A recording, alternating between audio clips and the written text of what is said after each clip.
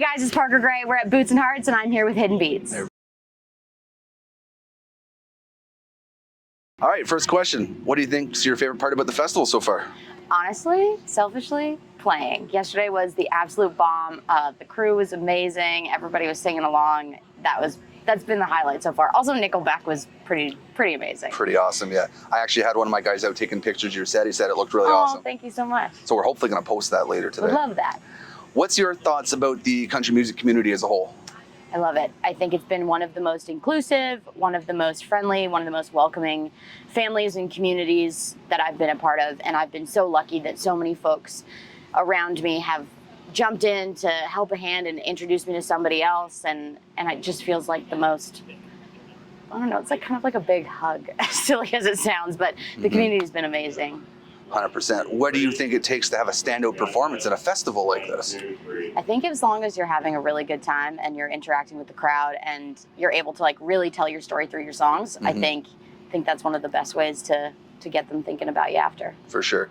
My favorite question I ask everyone, what's one thing you think should be asked more in an interview that's not asked enough? Ooh, that's a great question. That question, honestly? Yeah.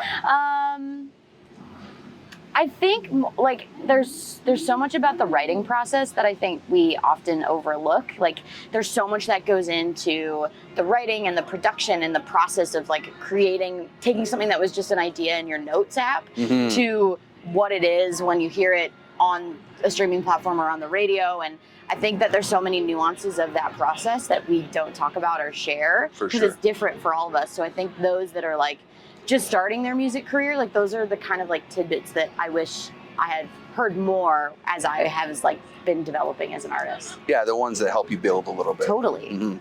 Do you have a memorable fan moment where someone's come up to you and said, your song meant such and such to me? I literally had a fellow comment on a picture this morning, and he was talking about one of my songs last time. And for me, the song is about like me getting my heart broken, and it talks about that there's like a house 10 acres back, and for him it resonated to him and his father, and it was this long comment, and it was pretty cool to see someone like it touched them in a different way that wasn't related to like a heartbreaking relationship with a partner.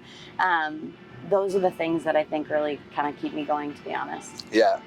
What do you hope people take away from your music as a whole?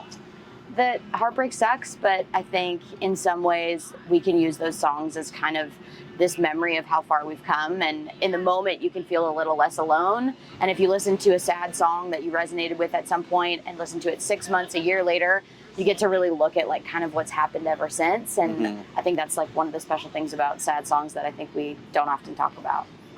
How do you think your music's evolved from when you first started to now? Oh man. It's still sad. I still haven't learned my lessons, obviously. I think it's just become a little bit more refined isn't the right word, but just more specific. And I think I've really started to hone in on my sound and the atmospheric bits and what I like sonically and pulling things from the artists that I'm super inspired by. For sure. It's I think it's really just starting to take form. So I don't even know if I can fully even answer that question. Well, we can address that in a few years when you get another one. We'll do this all over again. Yeah. Now, final question. What motivates you to keep going? People that love the music.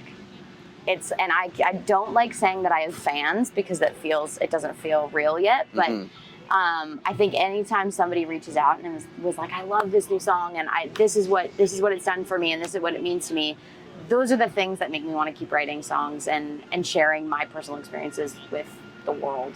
100%. Now, where can people find you on socials? You can find me at Parker Graye, ParkerGraye. There's an E on the end, both on TikTok, Instagram, Facebook. Come find me. Perfect. That's it. Amazing.